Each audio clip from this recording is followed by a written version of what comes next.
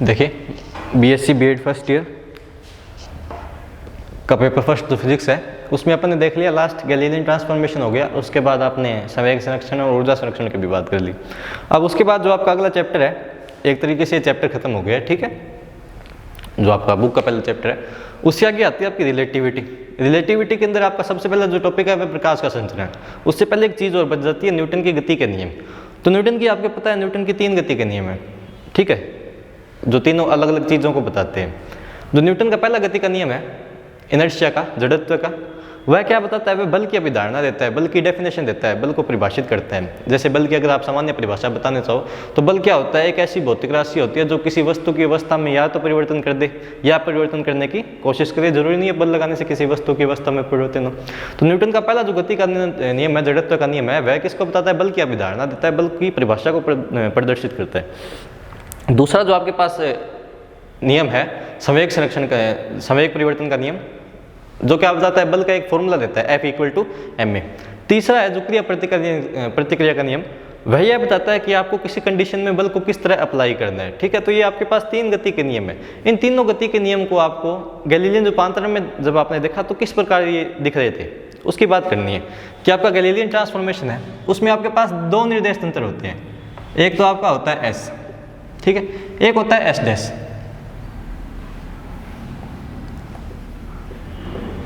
S स्थिर होता है और S' है वो S की अपेक्षा v वेग से आगे की तरफ जाता है, ठीक है।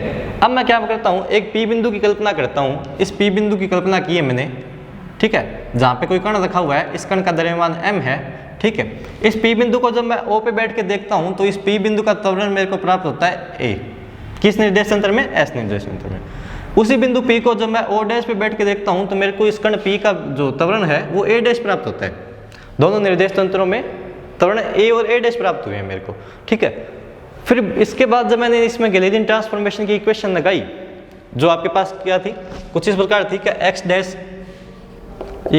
x - vt, y' = y, z' = z, और आपके पास एक और थी क्या, μx' = μx - कैपिटल V।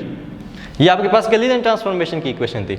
इनसे जब आपने निकाला तो आपके पास एक समीकरण आई A = A', यानी गैलीलियन ट्रांसफॉर्मेशन में किसी कण का जो त्वरण है या 2 जड़त्वीय निर्देश तंत्र में, ये दोनों निर्देश तंत्र कैसे हैं, जड़त्वीय।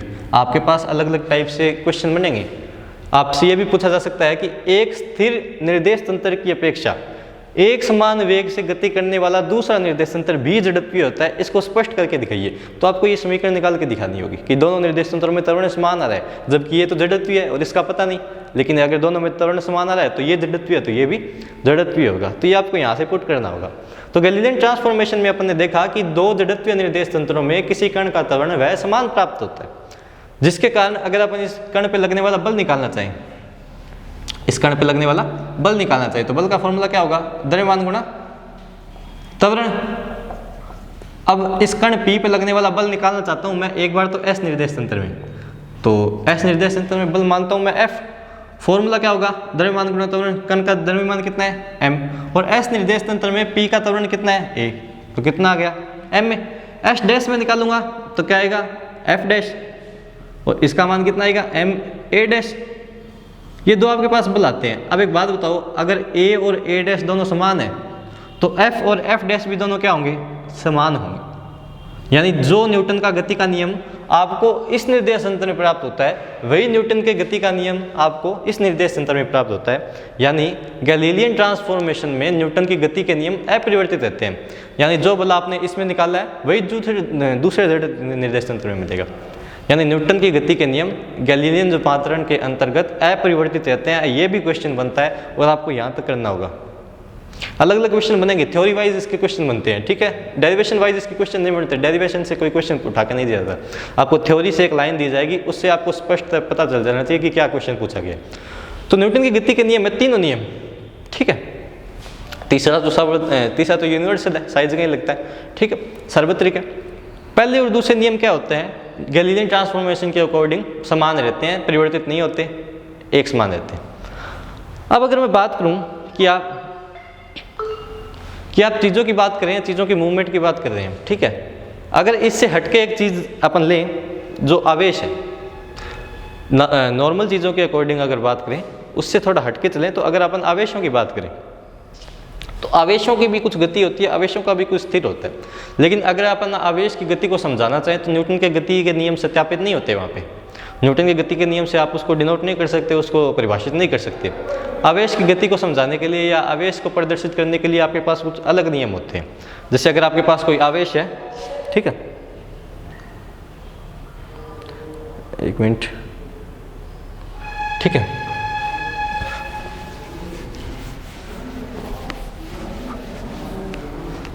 आवेश की गति के नियम को आपको अगर परिभाषित करना है तो अगर आप का कोई आवेश है जो गतिमान है तो उस पर लगने वाला बल है, आप उसको न्यूटन की गति के नियम से नहीं बता सकते। न्यूटन ने जो बल की वैल्यू दी थी उससे आवेश पर लगने वाला बल तो नहीं बता सकते ना। अपन को आवेश पर लगने वाले बल के लिए कुछ अलग नियम निकालने होंगे जो आपके पास पहले से ही पढ़ देते हैं। जो कूलाम का बल है, अगर आपके पास कोई आवेश है उसके ऊपर कोई बल लग रहा है तो वह ऑब्वियसली विद्युत बल होगा, स्थिर वैद्युत बल होगा, इलेक्ट्रोस्टैटिक फोर्स होगा, ठीक है। Fe जिसका मान कूलाम ने बताया था क्या होता है, Q1 Q2 upon 4 pi epsilon not r square r cap. ये आपका था कूलाम बल जो किसी आवेश पर लगने वाले बल को बताता है। लेकिन अगर आपके पास कोई आवेश है वो गतिमान है तो वह विद्युत क्षेत्र के अलावा चुंबकीय क्षेत्र भी क्या करता है, पैदा करता है। धारावाही चालक है और उसमें धारा प्रवाहित हो रही है तो उसमें विद्युत क्षेत्र के साथ साथ आपको एक चुंबकीय क्षेत्र भी मिलता है जिसका मान आपको पता है कितना होगा, B vector equal to mu naught I upon 2 pi r, ठीक है, I कैप। उसके अलावा बात करें, जैसे धारा एक सदिश राशि नहीं होती, धारा क्या होती है, अदिश राशि होती है, ठीक है। उसके बाद अलावा बात करें तो अगर कोई आवेश है जो चुंबकीय क्षेत्र में रखा गया है तो उस पर लगने वाला चुंबकीय बल भी कुछ होगा। उस चुंबकीय बल का मान मैं देता हूं FB से, तो वो होता है Q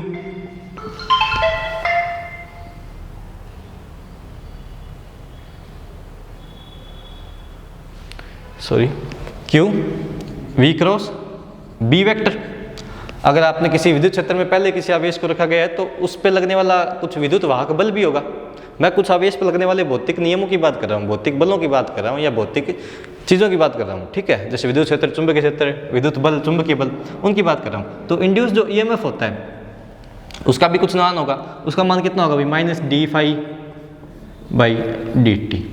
ये आपके पास आवेश पर लगने वाले कुछ भौतिक गुण है, ठीक है, कुछ नियम है। अब अगर आपको किसी आवेश की गुणधर्म बताने हो तो मैक्सवेल ने इसके लिए 4 समीकरण दी। इन्हीं 4 नियमों से या इन्हीं कुछ नियमों से, कुछ इसके अलावा और भी नियम है, उन सभी नियमों से निष्कर्ष निकाल के मैक्सवेल ने अपने 4 समीकरण दी। उन चारों समीकरण में आवेश का समस्त बिहेवियर, आवेश का समस्त व्यवहार सम्मिलित हो जाता है। आवेश किस प्रकार से गति करता है या किस प्रकार से स्थिर रहता है, वह सभी व्यवहार उसका उन मैक्सवेल की 4 समीकरणों के अंतर्गत आ जाता है। तो अगर मैं उस मैक्सवेल की 4 समीकरणों को बताना चाहूँ तो देखिए क्या होगा। जो मैक्सवेल की आपके पास 4 समीकरण है वो देखिए। मैक्सवेल्स इक्वेशन, पहली इक्वेशन आपके पास है डाइवर्जेंस, इसे बोलते हैं divergence of E equal to rho epsilon naught. Second आपके पास है curl of E equal to minus del B vector upon del T। तीसरी आपके पास है divergence of B equal to 0 और चौथी आपके पास है curl of B vector equal to mu naught J vector plus mu naught epsilon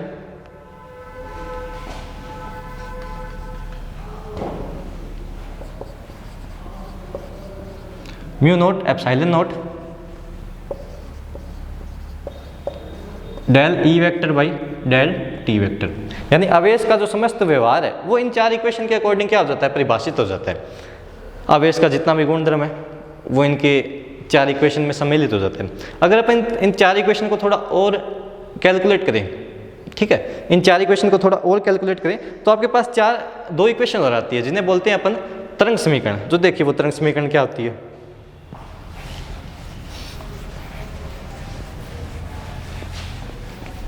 पहली आपके पास है del square E vector equal to 1 by C square del square E vector by del T square. Second आपके पास है del square B vector equal to 1 by C square del square B vector upon del T vector. T vector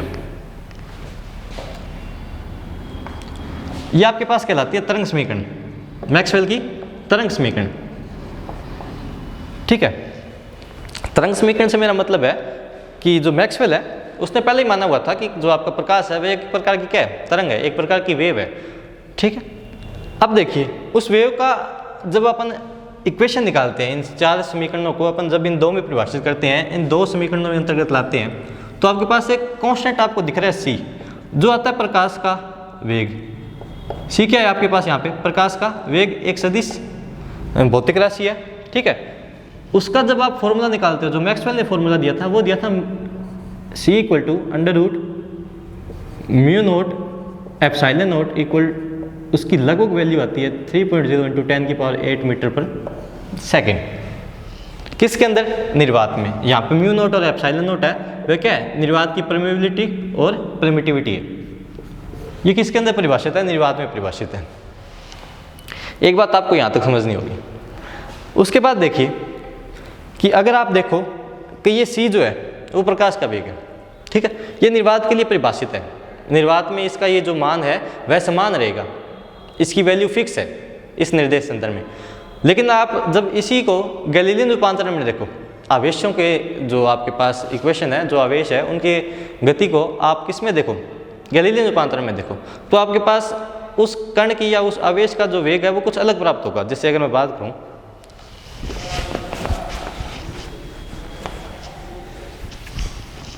तो आपके पास ये निर्देश तंत्र है, एक तो एस है, एक एस डैश है। ठीक है, ये वी वेग से आगे की तरफ गतिमान है।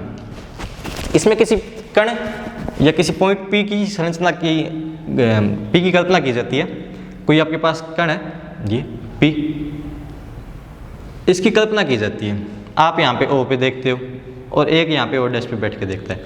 ये खुद वी वेग से गतिमान है, खुद क्या है, वी वेग से गतिमान है। तो यहाँ पे कण पी था, इसका जो वेग है वह कितना है, सी है। सी यानी प्रकाश के वेग से आगे की तरफ जा रहा है, तो ये तो स्थिर है। इसका जो ये डिफाइनाइट वेग है वो ये उसको दिखेगा। इसका जो एब्सोल्यूट वेग है कितना है, सी है।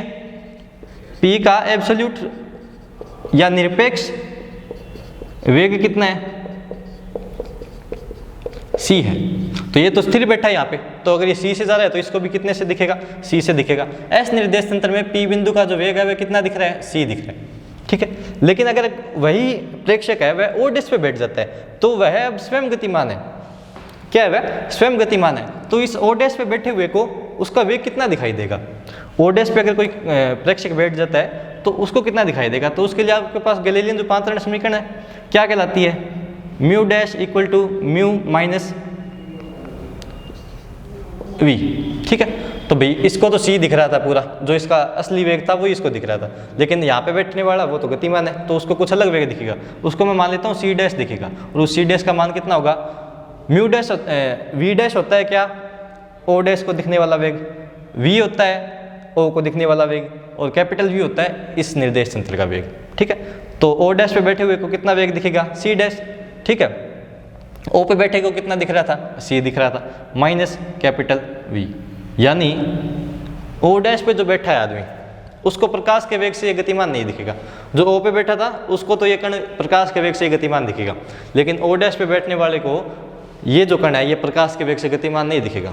हाँ, ये बात अलग है कि ये वी जो है वो काफ़ी छोटा है तो उसके अंदर कोई फर्क नहीं पड़ेगा, लेकिन जो रिलेटिविटी की टर्म थी, जो यहाँ पे मैक्सवेल ने अपना मान दिया था, वो अब चेंज हो रहा है। मैक्सवेल की समीकरण क्या कहती है, इसका कंक्लूजन देखो क्या है। मैक्सवेल की समीकरण कहती है कि मैंने जो इक्वेशन निकाली है उससे कांस्टेंट मेरे को प्राप्त होता है सी। ठीक है, जिसकी वजह से सी का जो मान आता है वह 3.0 इंटू 10 की पावर 8 आता है निर्वात में। ठीक है, लेकिन आप अगर इस कैलकुलेशन को किसी दूसरे माध्यम में करके जाते हो या किसी दूसरे निर्देश तंत्र से देखते हो, ठीक है, तो आपको ये कतई प्राप्त नहीं होगा कि इसका मान ये वापस प्राप्त होता है। मैंने इसको निर्वात में स्टडी करके देखा तो मेरे पास प्रकाश का वेग इतना प्राप्त हुआ। लेकिन अगर आप इसको किसी दूसरे निर्देश तंत्र में देखोगे या किसी दूसरे माध्यम में देखोगे तो ये ज़रूरी नहीं है कि इसका जो वेग है वो उतना ही प्राप्त हो। ये सिर्फ किसके लिए है? निर्वात के लिए। आप किसी दूसरे निर्देश तंत्र में देखोगे तो भी गैलीलियन रूपांतरण तो कहता है कि इसका मान समान ही अलग अलग आएगा। गैलीलियन रूपांतरण क्या कहता है? भी दूसरे निर्देश तंत्र में देखोगे तो उसका वेग कुछ अलग प्राप्त होगा, उतना सेम प्राप्त नहीं होगा। लेकिन मैक्सवेल की समीकरण तो कहती है कि आपका जो प्रकाश का वेग है वह निर्वात में इतना है और उसके अपेक्षा भी साइज का इतना ही रहता है। भी अपने जितने भी एक्सपेरिमेंट किए उसमें प्रकाश का वेग है वह समान ही दिखाई दे रहा था, चेंज नहीं हो रहा था। तो या तो गैलीलियन रूपांतरण करता है, गैलीलियन रूपांतरण ये कहता है भी प्रकाश का वेग आपको अलग अलग माध्यम में, अलग अलग निर्देश तंत्रों में अलग अलग प्राप्त होगा। और मैक्सवेल की समीकरण ये कहती है कि अगर आप इस प्रकाश के वेग को निर्वात में देख रहे हो, ठीक है, ये प्रकाश के वेग को मैंने निर्वात में निकाला है, ठीक है, तो आपने यहाँ पे देखा, आप यहाँ पे थे, निर्वात में थे, मान लो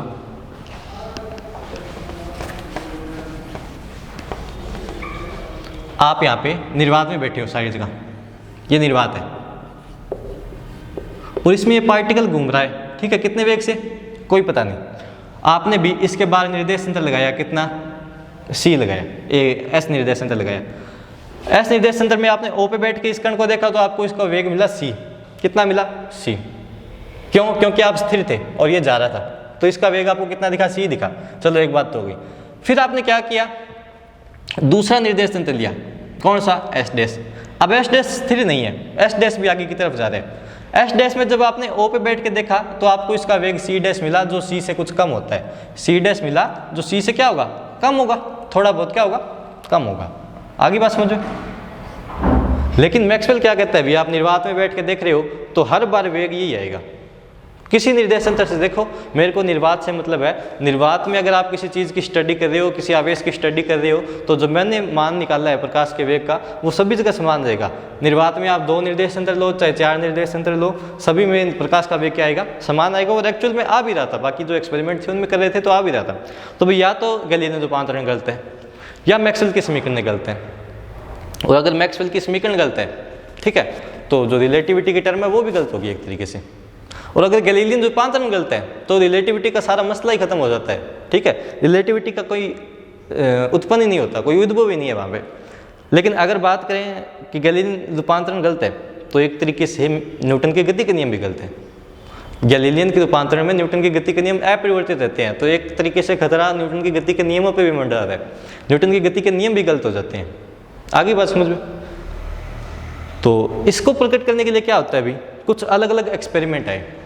एक्चुअल में बात ये थी कि प्रकाश का वेग है जो आपने आगे देखेंगे, अपेक्षिकता का सिद्धांत देखेंगे आइंस्टीन का, तो आइंस्टीन ने ये स्पष्ट कहा है कि प्रकाश का वेग है वह सभी जड़त्वीय निर्देश तंत्रों या सभी नियमों में एक समान है। सभी निर्देश तंत्रों में क्या रहता है? एक समान रहता है, चाहे जड़त्वीय हो चाहे अजड़त्वीय हो, कुछ भी हो, ठीक है। लेकिन अभी बात करें प्रकाश के वेग की, कि प्रकाश का संचरण किस प्रकार से आप डिनोट कर रहे हो, तो उसके लिए देखो कुछ अलग अलग नियम है या कुछ अलग अलग थ्योरी है। इससे आगे अपन पढ़ेंगे माइकलसन मोर्ले एक्सपेरिमेंट, जिसने उसको स्पष्ट तरीके से दर्शाया था। लेकिन उससे पहले मैं अगर बात करूं प्रकाश के संचरण की, क्या आपके पास थ्योरी है? कितनी थ्योरी है आपके पास? क्या क्या आप बता सकते हो? तो प्रकाश के संचरण की देखो आपके पास 4 थ्योरी है। बेसिकली अपन 4 थ्योरी पढ़ लेते हैं एक बार। प्रकाश के संचरण की जो सबसे पहले आपके पास थ्योरी है वह चिर सम्मत भौतिकी। चिर सम्मत या क्लासिकल, जो क्लासिकल फिजिक्स है वो क्या कहती है? क्लासिकल फिजिक्स में कहा गया है कि जो आपकी लाइट है, ठीक है, जो प्रकाश है वह एक वेव की तरह बिहेव करता है। वह प्रकाश तरंग क्या है? प्रकाश का एक तरंग की तरह बिहेव करती है, ना कि पार्टिकल की फॉर्म में, ठीक है। तो अगर प्रकाश तरंग है तो वह कौन सी तरंग है? तो एक तरीके से उसको बताया गया कि वह ट्रांसवर्स तरंग है। कौन सी तरंग है? ट्रांसवर्स। 2 होती है, एक तो लैंगिट्यूडल और एक होती है ट्रांसवर्स। एक होती है अनुदैर्ध्य, एक होती है अनुप्रस्थ। अब ट्रांसवर्स आप एक बार सर्च कर लेना कौन सी होती है। ट्रांसवर्स वेव होती है, ठीक है। प्रकाश क्या होती है? ट्रांसवर्स वेव होती है।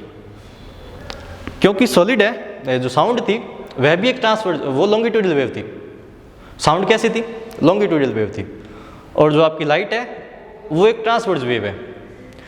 अब कोई वेव है उसको प्रोपेगेट करने के लिए मीडियम की आवश्यकता जरूर होगी, साउंड या कोई भी वेव है वो बिना मीडियम प्रोपेगेट नहीं कर सकती। वेव अगर किसी वेव कहीं आगे बढ़ रही है तो वो अपने आगे आने वाले मीडियम को डिस्टर्ब करते हुए आगे बढ़ेगी, ठीक है।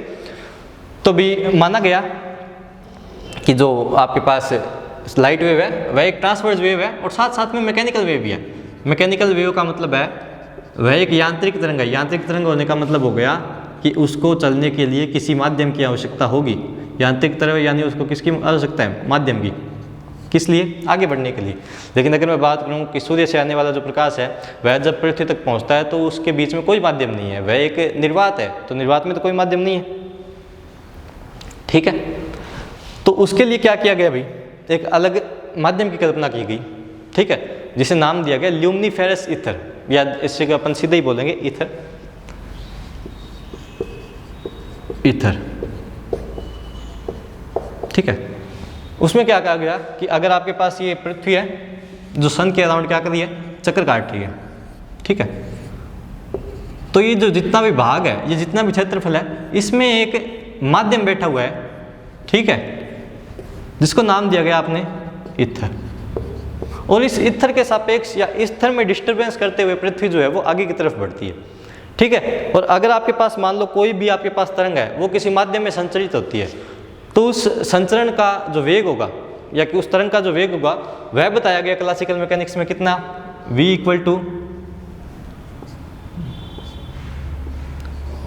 E/ρ। v = E/ρ, जहाँ पे E जो था वो आपको कहलाता है माध्यम की प्रत्यास्थता।